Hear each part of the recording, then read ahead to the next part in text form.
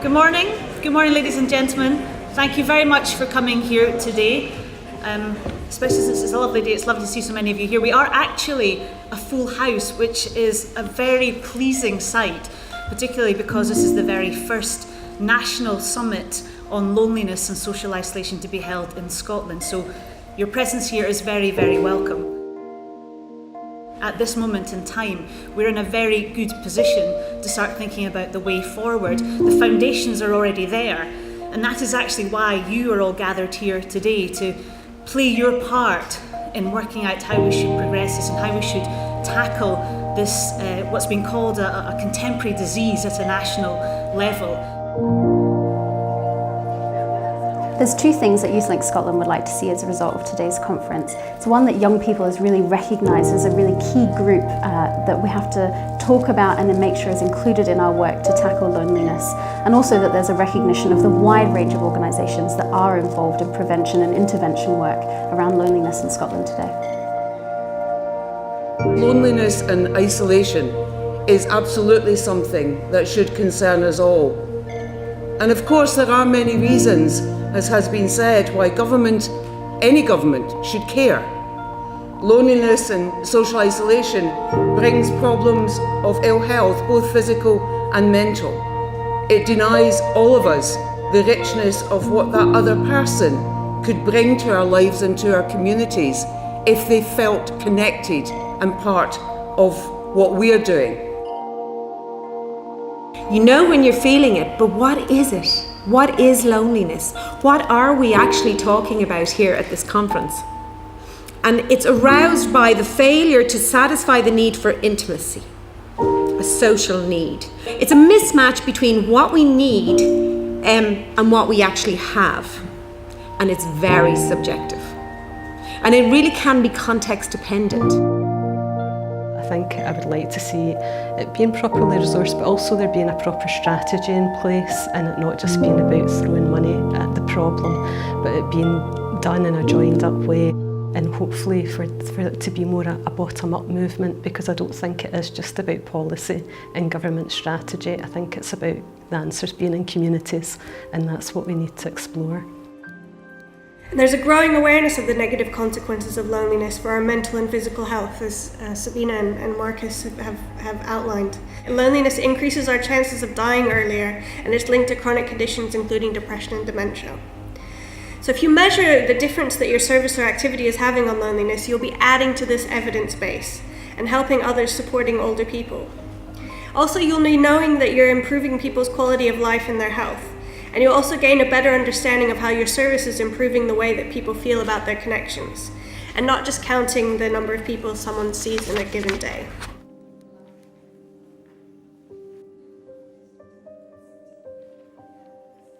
Well, we at Alzheimer's Scotland know the impact that loneliness and social isolation can have on people who are living with dementia, and the carers of people living with dementia as well.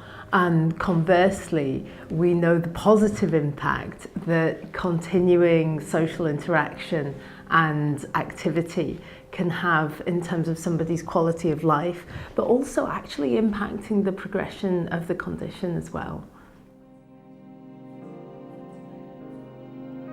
People who are lonely, isolated and living with long-term conditions rely heavily on community-based services, and these have been slashed in the last 10 years. Cuts to these services has resulted in costly and unsustainable growth in hospital admissions, and the impact of this has been most acute in areas of poverty. In areas of Glasgow, we've got an initiative called Thriving Places, and that's in some of our most deprived areas of Glasgow. And although not badged as loneliness projects, there's a range of initiatives such as peer support clubs, homework clubs, lunch clubs, and just really that kind of social connectedness. You know, I think if we badged it as loneliness, then that further perpetuates the stigma of loneliness. And I think if people understand what loneliness is, that then maybe we could start opening up the conversation. Because the problem at the moment is loneliness is stigmatized. We have this misconception, which is absolutely wrong, that loneliness says something about your social skills maybe, or your likability or your lovability or whatever. It really hasn't got anything to do with that. One of the problems I see with elements of isolation and loneliness is there isn't a tangible, measurable scale. You know, people can have heart disease, they can have various problems, but loneliness is a bit vague. So I think it's really important that the profile is raised and perhaps people at higher levels within organisations and government, etc., local authorities do actually address it. And I think today's been a great part in making that happen.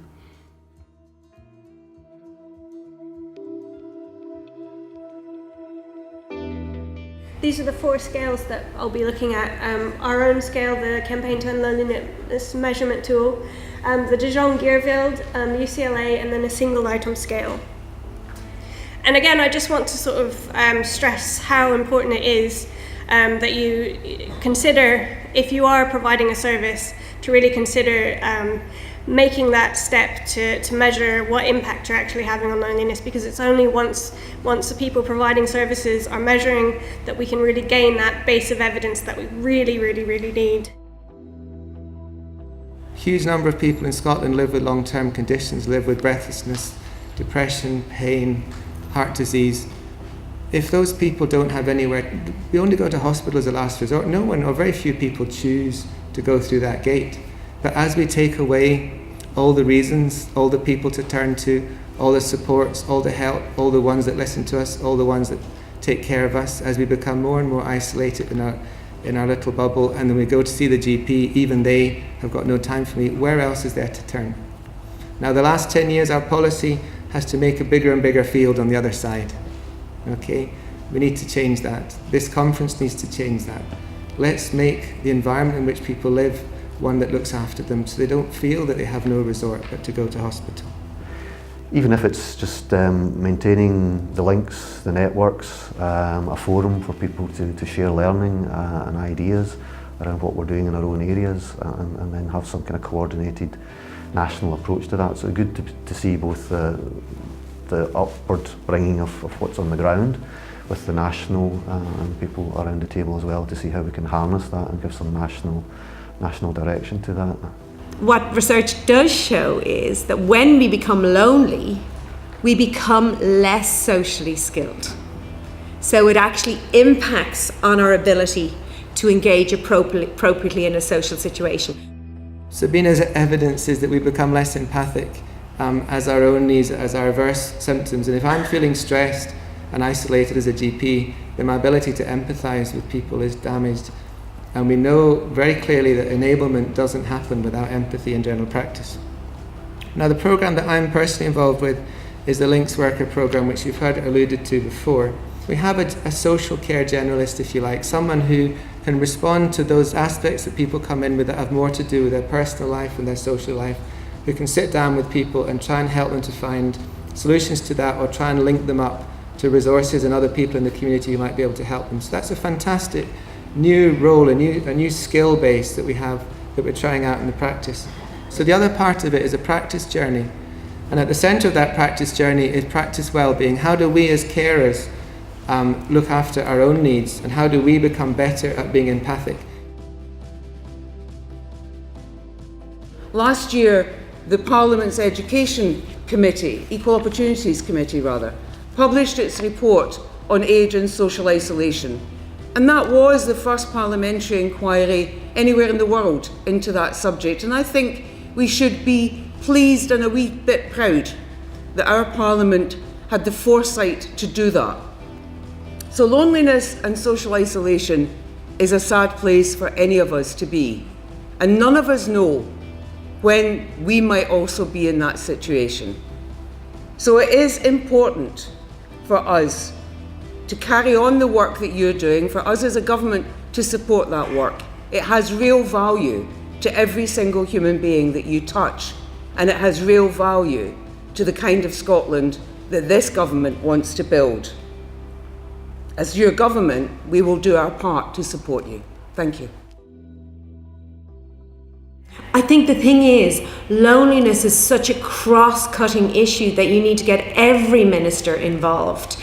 You need Minister for Health, Minister for Environment, the whole thing. But also we can't just leave it to government.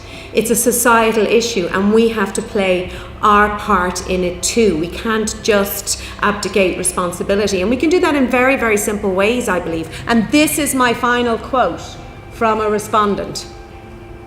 Loneliness is a killer. It was a throwaway line, but it's the truest thing of all. Thank you.